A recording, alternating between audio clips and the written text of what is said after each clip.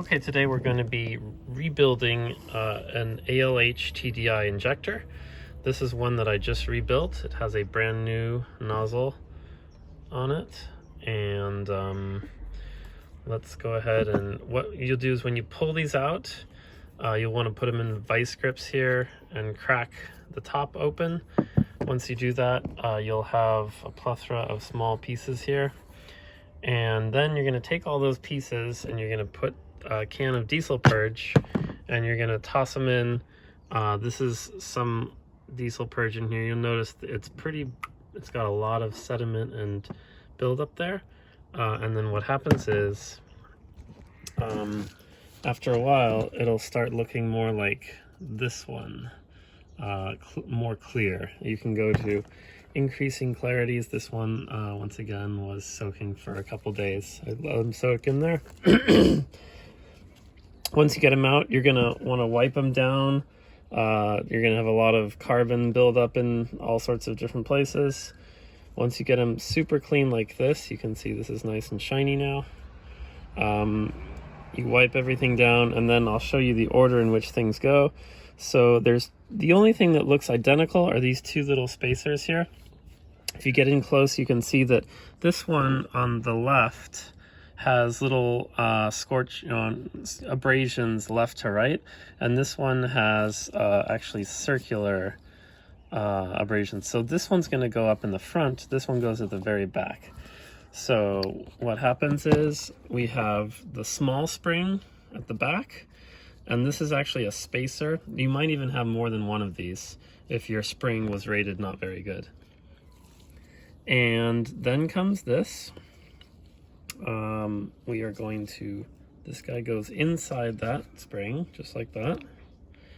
Then comes this copper washer, get a little closer, and then comes the front spring. And how the front spring is assembled is like this.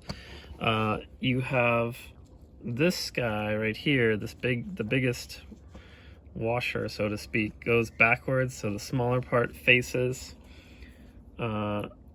towards the rear. We're going to put it on the shaft. Another thing to note is the shaft, actually, you'll see there's some marks more towards the middle of the shaft here, and just one at the end here, but there's some towards the middle. These middle marks go towards the front if you're trying to keep things wearing in the same spot. So put this guy on like that. This goes on the front, towards the front. Then we have the whole spring on the other side of that, towards the rear. And then that copper washer. So this is a fully assembled one right here. And over here, this slides into this and is flush on the side of the injector.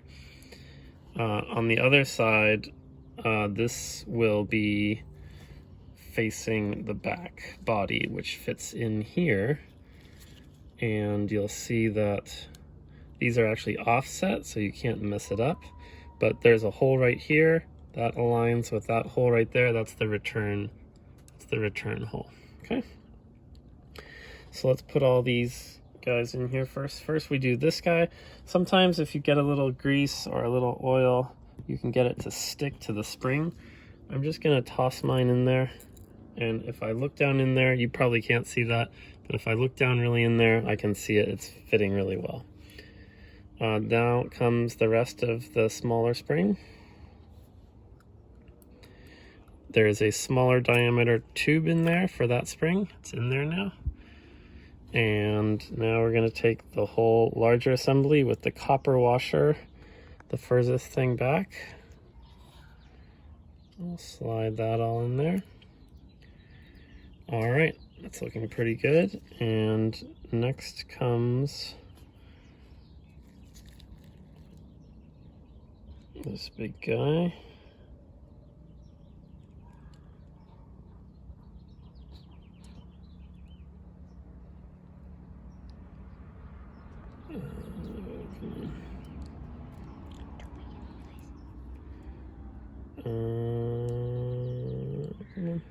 There it goes. So now it's all pretty flush at the top here. And last but not least, we're going to take our brand new, trying to not touch the tip, our brand new injector, and we'll make sure it's nice and clean.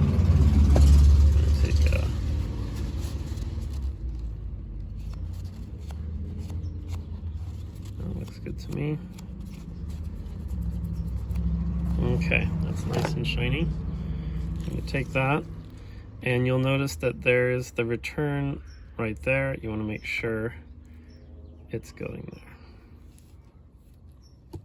Boom. Now we hold the whole thing vertically, because last but not least comes our retaining cap. I'm going to put it on here, trying not to touch the nozzle tip, and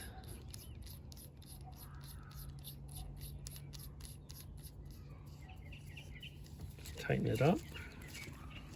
And this is supposed to be tightened to 33 foot-pounds plus a quarter turn. So you'll want to put it in a vise along this part. Make sure you don't get down here. Vise here, and then get a long socket on here. Tighten that up. And then you can reinstall.